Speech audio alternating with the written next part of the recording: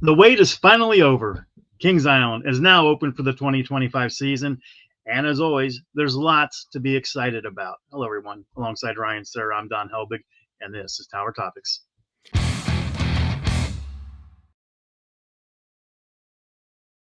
Tower Topics is a podcast by Kings Island fans for Kings Island fans, because that's who we are and that's who we care about. Hey, let's kick this off by thanking our Prestige members. Thank you so much, Miss Mandy, 1983, Lil Mac, 21, Brian Hauser, 330T, Logan Lipper, Aaron Bort, Jacob Fix, Damon Barnes, Stephen Horneck, Eric Grau, Ian Crawford, Dustin Jackson, Songstress Miku, and Dakota Cole. Thank you guys so much for supporting Tower Topics at the highest level. That's the prestige level. If you want to be involved in Tower Topics, there's a link in the description. Members get early access to the videos, exclusive content, exclusive live streams, and hey, some even get some free stuff. So, Ryan, the start of the season is here. The park opens, if you're listening to this episode, today, April 18th, with Season Pass preview. Tomorrow, Saturday, April 19th, is opening day. Not the dates that, had you looked at Kings Island's Facebook post a couple of days ago, and not once, not twice, they had the wrong dates.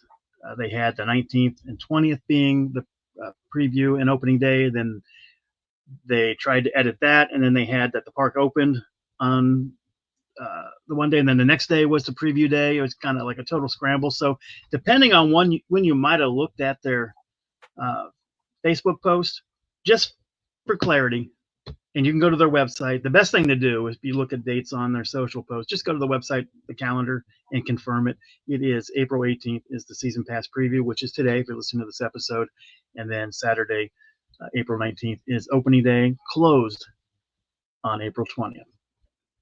Yeah, so I was thinking about this earlier where, I mean, everybody's made mistakes, with posts. I've done them with our posts and stuff, but I feel like you get the dates wrong.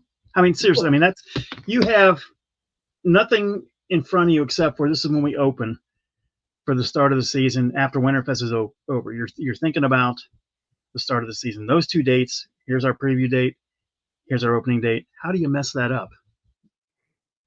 They're probably thinking about the date 420 for some reason. Now, to me, I feel like if the dates were wrong and they were directed to the people to the park on Sunday, there would be a little bit of egg on the face. But the fact that it says April 20th and they're closed that day, I almost fear that there's a non-zero amount of people that are going to show up that day thinking it's opening. There will be, because people do not always go back and recheck social media posts. So if they happen to see that, oh, the park's open on the 20th, let's go. I mean, there's going to be a handful of people, you're right, that will assume it's open on the 20th and probably show up. Yeah, the park used to be open on Easter. There used to be a pretty good day to go. That was kind of like a life hack. I think it was Paramount. Under Paramount, they were open on Easter, and then I guess word got out and it got busier. And then in the last couple of years, when Easter would fall during the season, they started closing. Which I'm a big proponent of. If it's a holiday, like especially like that, then let people spend time with their family. So I'm glad that they're closed, but yeah, so don't show up on April 20th. It's not at all. And when you're driving people to your park, you're selling tickets, you're selling passes. You can, typos, and that's going to happen. But the one thing you cannot have wrong is the dates, because like I said, people would have seen that. They're not going to come back to that. They won't check the website. And there's going to be some people that go because they saw it on there. And we just want to make sure that if you are one of those people that did happen to see the park open on April 20th, it is not. So it is closed. But Ryan, opening day, opening weekend, always a very exciting time if you're a Kings Island fan. Something, you count down the days. Now that the park is extended through Winterfest, there's not as long of a wait to get to opening day. But there's still that, excitement. The anticipation starts building. You get it under 20 days, and it's 10 days, 5 days, and now it's here. But for you, how excited are you every year for the start of a new season? I tell you what, I've mentioned this before, and I'll bring this up again, but I feel like Kings Island season is like the perfect length because you go through, you have spring, you have summer, you have fall with Haunt and Tricks and Treats and so on, and then you have Winterfest. And usually I'm pretty pretty done by the end of Winterfest. You know, I spend a lot of days, 30 or 40 days a year at the park sometimes. And I like that we have about 4 months to recharge the batteries. Mm-hmm. And then, you know, right around now when we've had, I mean, you know, unique models have shown that, like, you know, the last 2 weeks have been kind of cold, but we've had a lot of nice, warm, pleasant days. And I thought, man, it would be really fun to be at the park right now. So I'm ready for it. I really am. So what's the first thing you're going to do when you go? Are you going to go on, today? Yeah, I'm gonna at least make some sort of cameo today. I'm not exactly sure what my plans are as far as what time we'll get there or how long I'll stay, but I have to go around and see what's new. You know, that's always my number one thing. Obviously, you know, if they're adding a coaster or a flat ride or something like that, I would immediately go to that. This is a different kind of year with Soak City being the expansion, so you can't really go over there. But the thing that kind of intrigues me the most out of what we know is new is the new shop on International Street. You know, we saw the construction permits for it. I don't think the park's ever announced anything official about it, so there's no real No, detail on it. no, there's But been nothing about it. You know, if it's just they just refurbished that location, same type of merchandise. If it's a totally new store, we don't know. So that's going to be exciting for you to find out. yeah, yeah. So, and we've seen like construction equipment around there, you know, for the past month or so on the webcam. So Hmm. I'm particularly excited about that because there's an aura of like mystery to it. There's a lot of times when, you know, you go and it looks different, it looks nicer, but it's the same stuff, and there's a decent chance that that's the case. But it's, you know, anything new is super exciting, you know. Have you picked out what your first meal is going to be? I was thinking about that. Part of me wants to, you know, go run to the pub burger, but at the same time, they've got that like Tom and Pep or whatever, like the pepperoni Tom and I cheese saw that. sandwich that That looks looks new. really good, doesn't it? Yeah, that should be really good. But I'm thinking about that simply because I've never had it before. What Yeah, about you? I had Tom and Chi several times last year. It was one of my favorite places to eat in the park. And when I saw that item, I thought, man, that's something that I definitely have to try. I don't know, I mean, I think for me, that Tom and Chi item, or you go back to your old favorite. For me, it would be the pub burger at the brew house. So it would be one of those two. But yeah, Tom and Chi, for those that haven't tried it yet, I mean, I think that's outstanding. I think that's one of the most underrated dining location in the park. I mean, it's really good food. Yeah, and a lot of it depends on certain situations. For a hungry man like you or I, it may not be enough food, I've noticed. Um, but if I'm kind of like I'm not starving, but I'm hungry, like that's some of the best tasting food. And Yeah, for that people grilled like, bacon barbecue was kind of oh my my go-to gosh, last year. yeah. Every once in a while, I would get saucy and like, and I would do like just the basic one, which is also, I mean, you think like, oh, you're going to use your your meal plan on grilled cheese, and it's like, well, it's better than your average grilled cheese, you know. So It is. It yeah. definitely is. I mean, for me, it's I do like and I do eat Skyline chili at Kings Island. Do like La Rosa's, eat it at Kings Mhm. Island. But when you're going to use your dining plan twice in a given day, for the most part, I won't use it on one of those two. I'll just open my wallet and get those because there's La Rosa's and Skyline all over town. So I want something a little bit different that I can only get at Kings Island that I'm using on my dining plan. Yeah. So today, as of the drop of this episode, is past preview day. Park is open 12 to 9. Is that correct? Yeah. Oh, the nine, yes. And then tomorrow, April 19th, is opening day. That's 10 a.m. to 9 p.m. Closed April 20th, despite the rumors. And then they pick up again on next Friday, in which they've got more 10 to 9 hours, as well as Saturday. And then the 27th, which is a week from Sunday, they're also closed. I believe that's a private sellout day. Yeah, private event. Always it's been that way for several years. At least 15, 16 years that they have that sellout early in the season. And oftentimes, depending on where Easter falls, it is that first Sunday of Hmm. the season. But this year, there's going to be two Sundays that you can't go. One because of Easter, being the holiday, and then the park sellout. Right. Okay. So heading into May, they've got their 10 to 9 hours on the 2nd, 3rd, and 4th. They're closed Monday through Thursday, picking up again on Friday the 9th, 10th, and the 11th. I guess that's the first Sunday. I take that back. May 4th and 11th are this first Sundays that they're open. They're 10 a.m. to 7 p.m. And then closed the 12th and 13th, Monday, Tuesday. But Wednesday starts daily operations. So Wednesday, May 14th starts daily. So it's 10 to 7 those days. And then it kicks up to 10 to 9 on the weekends. And that goes all the way until Friday, May 23rd, which is 10 a.m. to 10 p.m. And I believe that's the day the fireworks start, right? I believe it's that day. Yeah, I think that's the day that the fireworks start. Yeah, because usually it's any night the park closes at 10. And honestly, they close at 9 simply because, they don't want to have fireworks those nights when it's not very busy.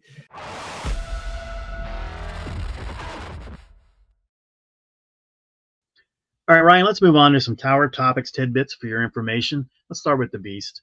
Over 1,600 feet of track has been redone there by the Gravity Group. Their horizontal and vertical pre-cut track that they've installed on the ride, going to make it even smoother than it has been the last couple of years, which has been phenomenal the way the Beast has been run the past couple of years.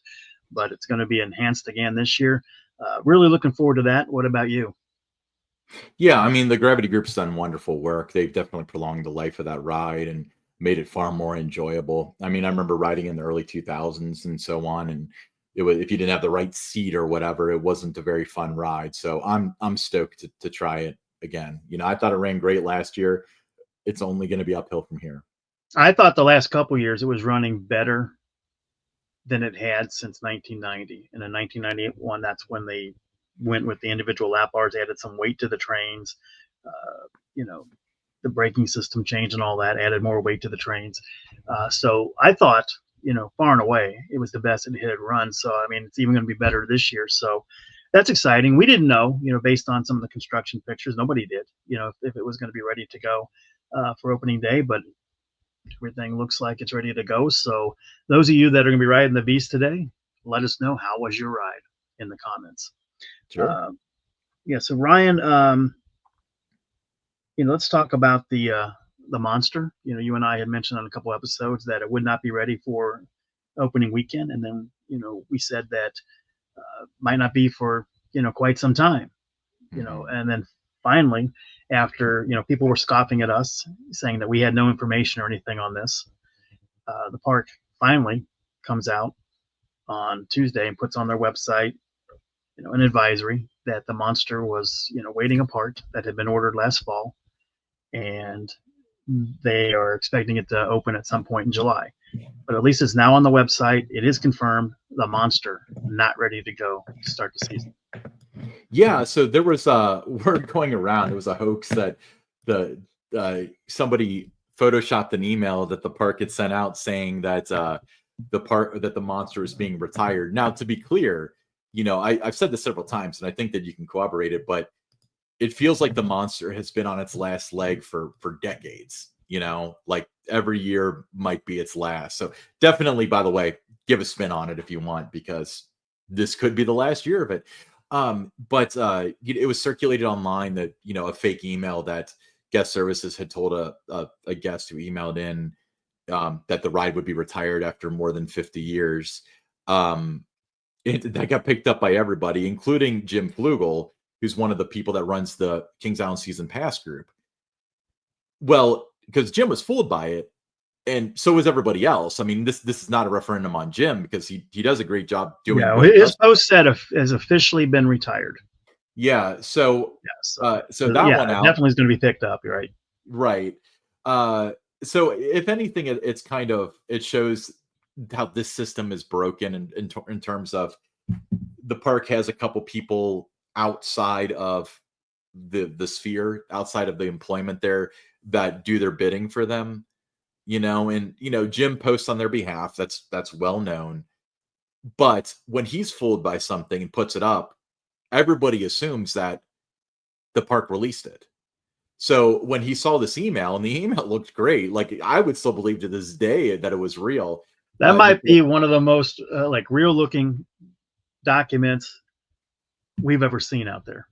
in the social Yeah. space. I mean, it looked legit. So, but anyway, so when he gets this thing and he sees it and he posts it, everyone assumes that that came from the park. Maybe it was that the comms team had said like, okay, it's time. And so the people responding to emails were first saying it, and then they dropped him that information. I mean, that's how I assumed this would have gone. So when that was circulating around, and then he posted, it's officially being retired, assuming that that's what the the people in guest services were saying, then everybody was fooled. But no, they got to pull that back. Fortunately, it says that it's waiting on a part and it'll be open sometime in July. Let me share this here. This is a screenshot from the webcams. So it was funny because they put up a temporary like chain link fence. It had some sort of materials on it. I think it was a 21 and colder logo, but they took that down the other day, and now there's a wooden fence up. So maybe they just found out recently that this would be closed for more than a couple weeks or something, because this is a bit of a commitment here. Yeah, but hopefully it does reopen in July. There's some speculation already out there. The fact that Kings Island put it on their website that maybe this is just something to kind of cool those rumors that it's going to be retired. But we'll find out in due time. July is only 4 or 5 months away here, so we'll find out soon. Yep, absolutely. All right, joining the monster on the inactive list, at least for the opening weekend, is Windseeker. Some of the electrical problems that plagued the ride last year and led to an abundance of downtime, those are still there. So if you're looking forward to riding Windseeker this weekend, not going to happen. Ryan, my question for you is, has Windseeker entered the chat for the next ride at Kings Island to be removed? Oh yeah. That ride, I feel like, I don't know. I kind of like the ride, to be honest. Like when I first rode it, I was a little disappointed because I thought it'll be more thrilling. But now that I know what it is and stuff, I really think it's like relaxing and fun. It seems like it's down all the time. It's very weather temperate and stuff. I think that they had a little bit of buyer's remorse with. I mean, I assume they did, even though they bought 2 rounds of them over 2 years. But it has been almost. I mean, it's been 14 years now. So I wonder at what point the return on investment thing kind of is like, okay, we've done this now. It was only a $5 million ride. I'd be sad to see it go. I would too. I mean, it's fun. I It think looks for cool. me though, I mean, the reliability, with it is always been an issue. If it, has the name Windseeker, but if there's any level of wind above, 15 degree or 15 miles per hour, it can't operate. So that's Okay, the one thing for me. It's just the amount of time that let me it's down. pause you real quick, Don, because there's an error in that logic. I've had a lot of people make that argument. It's called Windseeker and it shuts down if there's wind. Okay. On the surface, that sounds bad. If you're looking for your keys and you find your keys, do you continue looking for your keys? No, you stop because you found them. It's Windseeker. When it finds wind, it stops because it's done seeking wind because it found it. It's all part of the theme. It's like Epic Universe in a flat ride. I'm sorry. Go ahead with your thought.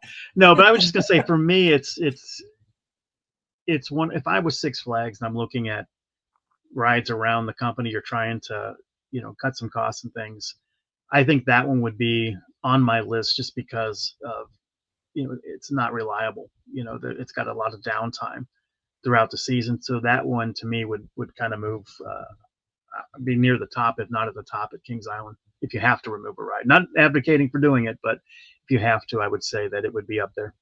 I think the biggest bummer with that is for I think it was Haunt of last year, they actually fixed the LED lights at the top that are down facing. And so they used to just be white all the time. They couldn't get data to it or something. I think they could only power them. But they fixed that after years and years. So the pole looked like it was burning because it had like this kind of like orange and red and yellow kind of thing to it. So that looked really cool. So I'd hate to see effort like that go into making it look better again. And then ultimately the ride's removed. I mean, I know that is not an indicator one way or another, because it sounds like they had the time, they had the money, and they had the parts to finally fix it. But yeah, I would say that's quite possible. Have you heard anything about how long it may be down, or just that it won't be opening weekend? For sure, opening weekend, but after that, I don't know. I just heard that it's going to be on the inactive list, along with the monster. I wish they would have an active list on Kings Island's website, kind of like Joe Burrow, right elbow, like they would have There, monster there support is a chain. place on there, or there was a place, the last couple of years I was there, where if a ride was going to be down for an extended period of time, I would have that added to the website. I would put on there, Diamondback and will be down for the next 4 days. So I wanted to make sure that guests knew before they got there that wasn't going to be open. If that's something they were really looking forward to. So I don't know if that page still exists or not. I haven't searched for it, but it had been done before. It would not be the first time that they had an inactive list for the website. But I think you're right. But you're right. Add like the sports teams do, and add a little bit more. Like Windseeker, electrical issues. Day to day. Windseeker, yeah, electrical, questionable for Friday's preview day. Yeah, questionable. Yeah, probable. Those things. Like I think that'd be kind of fun. The list of rides, if they're questionable, probable, doubtful. I think for you and I, though, it would be a good time, but it would sound like they're celebrating the rides being down that people are paying to ride. So I could see the argument against it, but Windseeker is questionable. I'm learning that for the first time right now. Yeah, we know Congo Falls is not going to be open too on the opening weekend here. May 14th, I want to say. They actually released the date for Congo, and let me pull that up real quick. Congo Falls and Whitewater Canyon used to always open with the park in April. Yeah. And then, over the last decade or so, it has not opened until a lot of times like mid-May, Memorial Day. The train used to operate until close. Then it was, we're going to shut it down at 9 o'clock. Then it's going to be, other nights it was 8 o'clock. Then it didn't open at 10 o'clock. We're going to wait till 11 o'clock until Soak City opens to open the train. So there's a lot of little things like that, that when you used to go to the park, you could expect every attraction on opening day to be ready to go, unless there was something mechanical wrong with it, mechanical, electrical, operational, unless something like that happened. Every ride was, the park opens at 10. They're all expected to be open. And you got to ride all those rides until 10 o'clock at night. So it's definitely changed in that respect too over the years.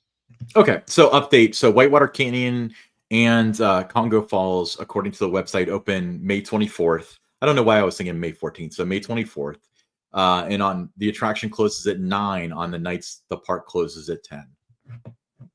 So I don't know if that's new or not. I don't ride those rides enough to really have an opinion on that. But I know back in the day they would be open when the park is. But I want to say Whitewater Canyon would typically close early. But did Congo always close a little bit earlier? It used to always be open till close. I remember those days. I mean, it might have been right, but I'm saying in the last never 3 years or so. You mean open until closing? You mean? Or so open was with the start of the season? In like no. I'm saying like for the years, let's say 2021 and beyond, would Congo be open till 10 p.m. when the park closed at 10, or would it close at 9? I want to say it was not closing early. That the early closings were rides like Whitewater Canyon and the train. It might have closed at 9, and I just didn't, I wasn't over in that area of the park to check it out or something. But I do know that the ridership at that time of night after 9 o'clock, is not high on the water rides to begin with. Everybody's getting ready for the fireworks. They're trying to get their last rides in on the coasters, trying to get their last meal in. So from a business point of view, it does make sense with that. Well, I even kind of like was thinking about the rides opening later and stuff. And, Whitewater Canyon, there are days in the shoulder season where it's like 80 degrees, 85 degrees, but I don't think that's the same kind of 85 degrees as July. So I feel like if you rode that and you got soaked, you would be really, really cold, regardless of what number is on the thermometer. Right. But anyway, go ahead. Opening weekend. If you're into watching the live shows, there are none opening weekend, but we do have some live entertainment for you.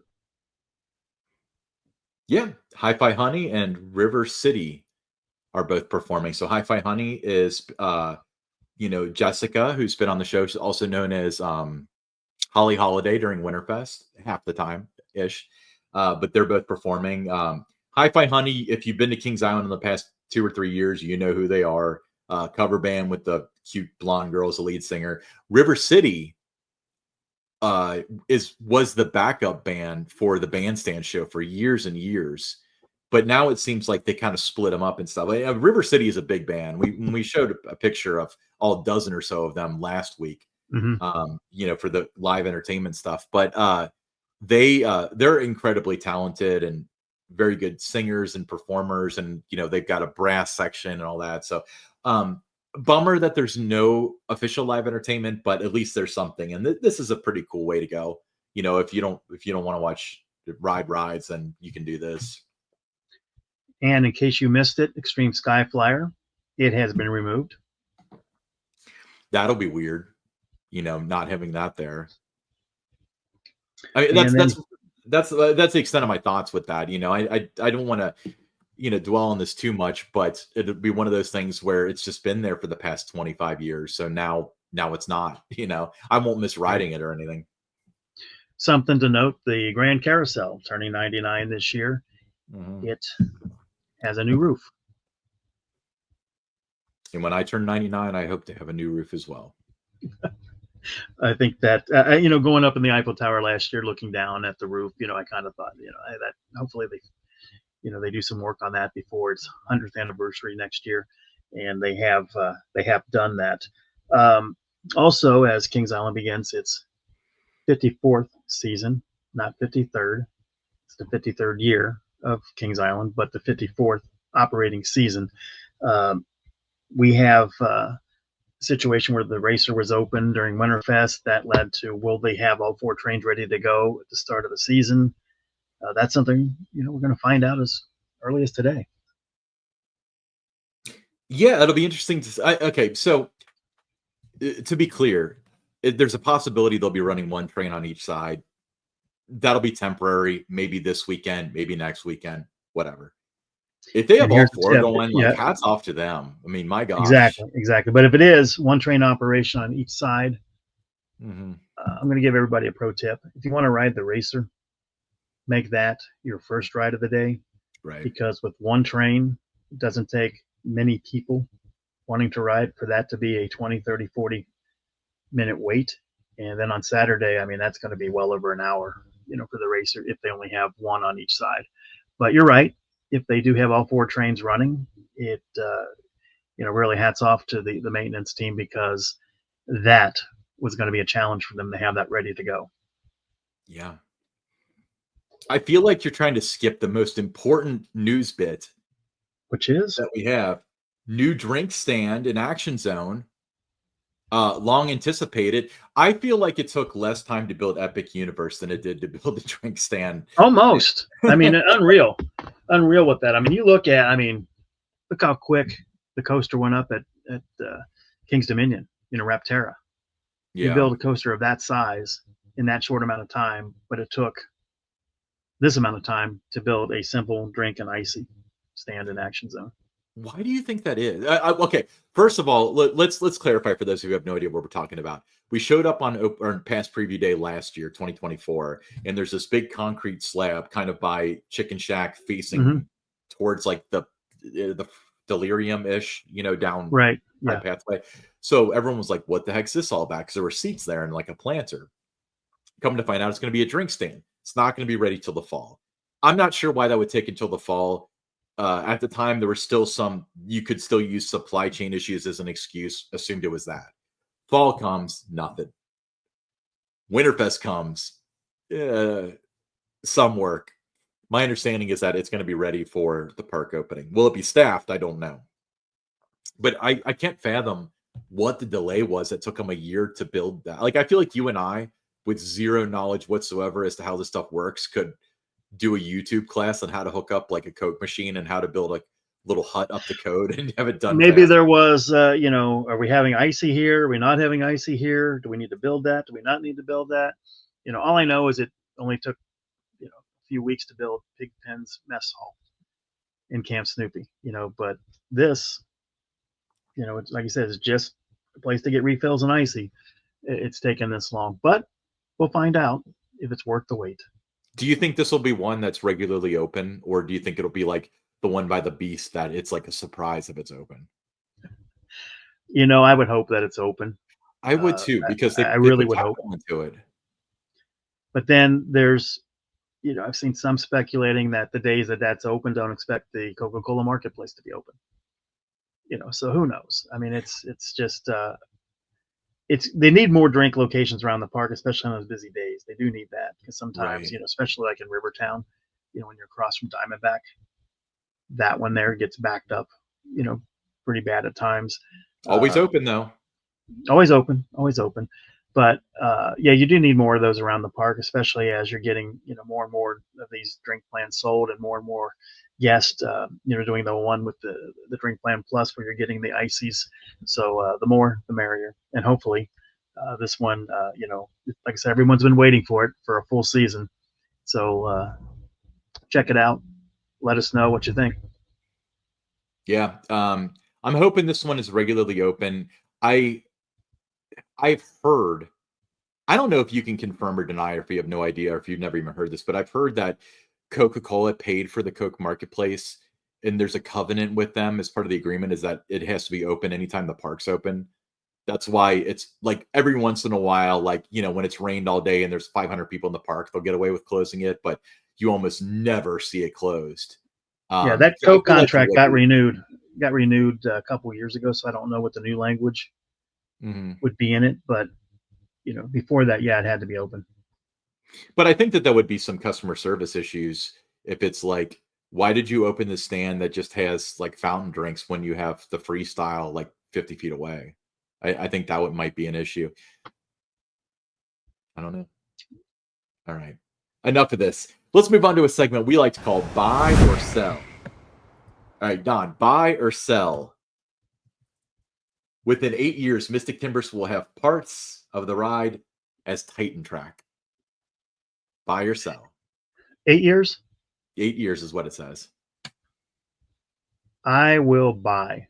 We just saw, reports that Prowler at Worlds of Fun, 8 years older than Mystic Timbers, had some track work this off season, and part of that is the replacement was Titan Track. So, yeah, I'll buy.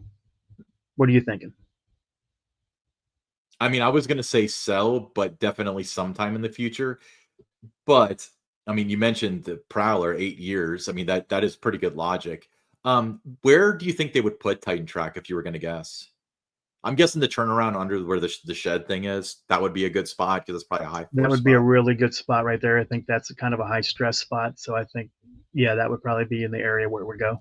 I bet they replace the whole section that's over water too, because it's easier to maintain Titan Track, so they don't have to go out there and potentially go on boats and stuff to look at it. Yeah, I mean, it's like I said, we knew, and I say we because I worked there at the time, but when Mystic Timbers opened in 2017, that you would have 8 to 10 years where it would run, it would be really smooth. Then it would start to have a little bit of wear and tear. There'd be a couple years where it would start to get a little bit rougher. Then they'd have to do some work with it. So that 8 years that they're saying within 8 years, that kind of aligns with what the thought process was when there would need to be a lot of track work done. Yeah, and then you look at, it's also possible that they would do the gravity group thing too. It seems like they prefer that. Either way, it'll be fine. And Mystic runs better at its age than Thunderhead ran at its age. Now Thunderhead runs perfectly fine now because they've completely redone it. But when it was getting to be 10 or so years old or 10, whatever, 12 years. Yeah, right. yeah, it got a little rough to the point where it was like, this isn't what I remember. No, that's running fantastic now, by the way. Oh yeah, it's running like it's Thunderhead had new some now. track work, and it's running great. Yeah. Hey, let's move on to some Six Flags headline news.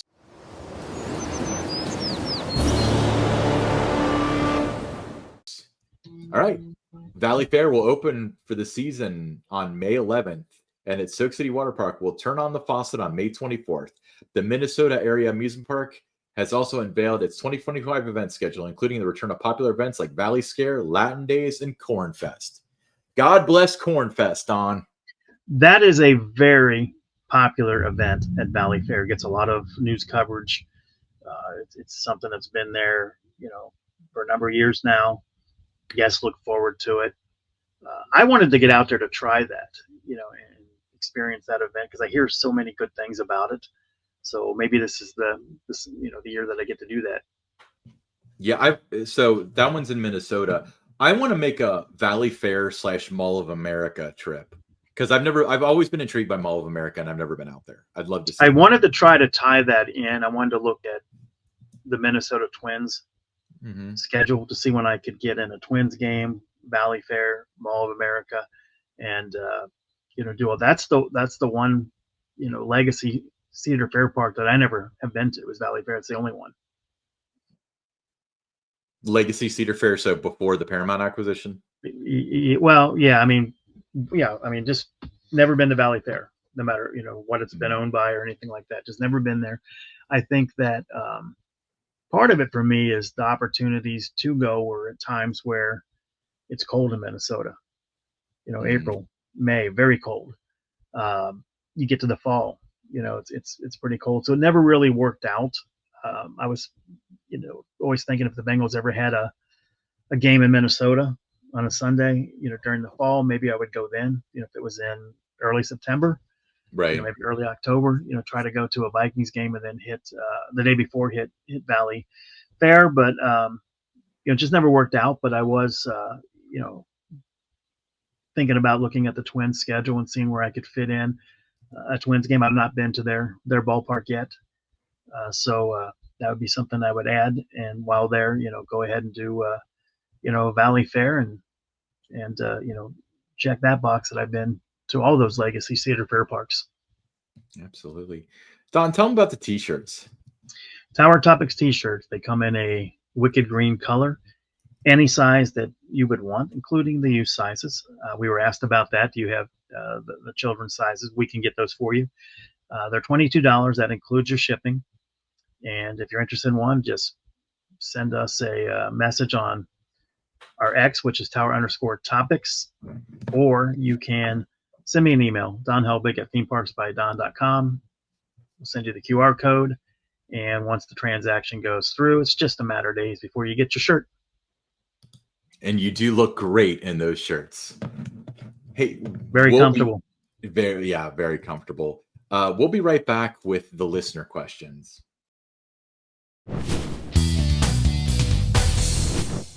Our first question comes from Kevin from Ohio. Kevin says, batters in baseball have walk-up songs. What would be your walk-up song before boarding a roller coaster? I never really thought about that. I've thought about what my walk-up song would be. I don't know, like the Stone Cold Steve Austin song, if we're gonna go with entrance songs like the glass breaking and then the guitar and stuff. I think that would be so cool. Okay, so let's visualize this. You're in line, say you're riding the Beast. The gates open, and that's when the music starts playing. You get in, sit in the seat, check your seat belt, and that's the intro song. That would be the intro song. Now I will tell you this. So you'd have to have the person working the ride would have to say, now riding, Ryan, sir. Yeah. So I would go with that. But fun fact, for some reason, the Zephyr and when I'm riding Diamondback, I typically get the song Dive by Nirvana stuck in my head. I don't know why. Yeah. What about you? What's your answer? Why not Sunshine Day by the Brady Bunch? Oh my God. That's so happy of you. I don't know. Yeah, I think I would go with that because it's kind of, it's fun. It's worky. You're out in the park. Why not? Yeah. All right. Dan from Mar, Ohio. He said, why was the What's in the Shed hashtag discontinued on Mystic Timbers? That campaign was such a fun part of the ride's build up in early days, and it was added to the mystery. Seems odd they would let it fade away. So yeah, you announced like when you did the Mystic Timbers announcement, the train went through the track, you showed the POV, it got to the shed, screen fades to black, hashtag What's in the Shed. You used that for social media for quite a while, and then it kind of went away. Explain yourself. Sorry. Yeah, it was used throughout pretty much the whole season, because even though the ride had opened and people knew what was in there, you still didn't know what was in there. You didn't know which of the three show scenes you were going to see. So it still applied. People liked it. Um, it was something as people were, after they rode Mystic Timbers, and they would, say, just rode Mystic Timbers, love it. Hashtag what's in the shed, things like that. So it was a good way to track, the social sentiment, what people were saying. And, then in October of that fall, somebody new comes in, and one of my first, times talking with them and the marketing director, just kind of a little get together. It was, as a guest, I didn't like what's in the shed. I thought it was misleading. Don't use it again. So it was like, well, it's been very successful. Don't use it. So that's kind of why it stopped, at that point in time, because I was told not to anymore, even though it was wildly successful. It was part of the campaign that helped it get a Golden Ticket Award. It was part of the campaign that had it, as the, one of the most, if not the most anticipated new attraction opening for 2017. So I don't know, maybe we should have just done, teaser posters or something instead of what's in the shed during the construction phase. And, maybe it, would have finished 5th or 6th in the Golden Ticket Awards.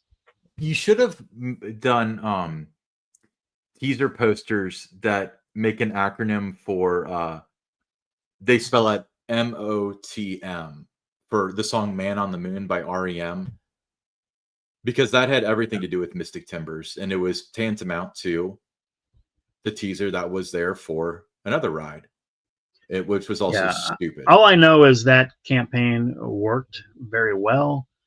Guests loved the campaign. Not everybody, they basically were telling me they were speaking for everybody, that nobody liked it.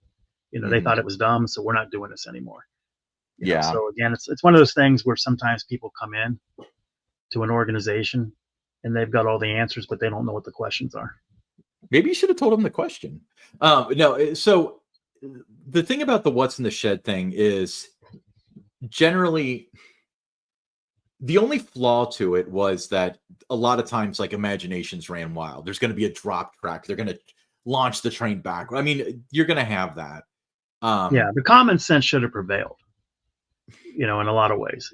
But it was just something, and it was not something that was part of the original plan. It was, as we got to that point, we had to get ready to announce, because the construction was starting and everybody was going to know what it was. But we still had not settled on what was going to be in that part of the ride.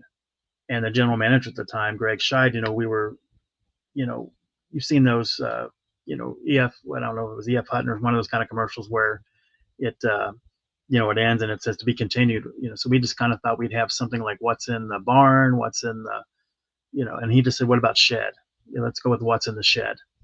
Okay. So we did not know when we were standing up there, Greg and I, introducing Mystic Timbers, what was going to be in there. We knew it was going to be some kind of show scenes in that, but what that exactly was going to be, we didn't know. So for us too, it's like, well, what's in the shed? We didn't know. So it kind of all worked together. It did get everybody talking about it. It was a way during the summer. Everybody was, using that hashtag after they rode. It was a great tracking device. And then just one day it was, don't use it anymore. I think it's dumb. Okay. So we didn't. But you won the golden ticket. All right. Curtis from Columbus, Ohio. He said, last summer, my family and I met an older gentleman in line for Beast. This man was wearing an airbrush t-shirt claiming his number of rides on the Beast, which was in the thousands. And then he helped build it. He was really friendly and funny. My kids just loved him. Do you know of this man, or if his claims are true? What's your experience with him? I know exactly who they're talking about. And I know exactly who they're talking about too. And if you ever seen the movie Christmas with the Cranks, and the one guy's at the party and his name's Marty, but nobody knows who Marty is. It's like one of those things where nobody who was involved in building the Beast back in the day knew who this guy was. Nobody who worked the ride, back in the day, 70s, 80s, 90s, remembers this guy riding. He'd have to be there riding it 10 hours a day to have 38 something thousand rides. I can guarantee you had the PR greats of the day: Ruth Voss, Bill Mefford, Susan Lomax, Carolyn Bowes, Maureen Kaiser. Had any of them, David Mant, got wind that there was this guy with 30 something thousand rides on the Beast, the media is going to be out talking to this guy, so just nobody knows, who knows who he was. They're like, I don't know. I don't remember him on the construction crew. I don't know. I never really saw him ride until a couple of years ago, so, and I was there all the time. I was there all the time. Let me put it this way. I was there, almost daily in the 80s. If there was somebody riding the Beast repeatedly outside of Carl Eichelman, I knew who they were. Hey, if somebody was riding the Beast more than Eichelman would have killed him. Let's be honest. Yeah, Carl's record is the official record, 4,400. It's, there's documentation, by the park. That's the record, 4,400. Do you remember when you did that construction tour of the Beast for the blog watchers, and that guy tried to contest you with some fact about the Beast that was like, or maybe it was that the shooting star, or the racer uses shooting star trains or something. It was something that was way debunked, and he was claiming it was true. I don't remember what it was though. I do remember somebody trying to claim that the racer trains were the shooting star trains. Was that him that time though, or was it something? It wasn't that same guy we're talking about here. No. But this guy. You were up, you and Kyle were up on the transfer track, and you were like kind of given like a little bit of speech or whatever, and he tried to contest something you said, and you were like, no, that's not true, and everyone else is like, who is this guy? And he was like, I know because I helped build it. But I don't remember what the fact, whatever it was something that like is common like folklore, but it's well known amongst the people that know. I have a do you remember this though? Yeah, I have. When they had the first train that was dispatched, the people who helped build that ride were on that train. There's a picture of that. That guy's not in the picture. Well, he was probably younger, and his air shirt just said one ride on the Beast. No, I mean, just out of the blue, all of a sudden, somebody appears with 30-something thousand rides on the Beast. That's just, I don't know. Maybe if you count at home, watching on YouTube. POVs at home, maybe they're adding those up. I don't know. Hey, if kids can do school from home, then you can ride the Beast from home. Yeah, my thing is, okay, I'm going to say that just from my experience as a guest in the 80s, being there all the time, never seeing anybody outside of Carl and myself riding it repeatedly. There were people that were there once a week, twice a week, and they might ride 15, 20 times in that day. But do the math, you're not going to get in the thousands, even for one season that way. So, it's a great question. We've seen a guy wearing a T-shirt. It's just that it's like Marty from Christmas with the Cranks. Nobody knows who he is. Nobody recalls seeing him there at the time. Well, regardless, very nice guy. Wonderful stories. Even. Oh yeah, nice guy, great guy to talk to in mine. I mean, there's no question about that. I mean, people get their picture with them and everything. I mean, it's nothing there, in terms of the kind of person they are, but it's just that nobody can place them. And if they can't place them, it's hard to put credibility with something if there's no witnesses to all those rides. Or as the kids nowadays would say, picture it didn't happen. So he's going to have to come up with some photos of him with the construction of the Beast showing that he's. Yeah. I mean, when Carl and I were doing our things, I mean, people that, had to verify that we were there, right? I mean, the ride operators that had to verify that, these guys are here again today, that kind of thing. And it wasn't just something that we just walked in one day and told the marketing department, hey, we got 3,000 rides on the Beast. It didn't work that way. I mean, it was something that was, carefully documented by the park. So if the media ever questioned them or someone else, they had almost a day-by-day log, pretty much of when we were there, how many rides we had that day, how many rides we had for the season, how many lifetime rides we had on it. So, I used to have to stop by the marketing office after I was done for the day riding the racer. I would have a little index card, it was in the little mailbox outside Ruth Voss's office. I would put the date.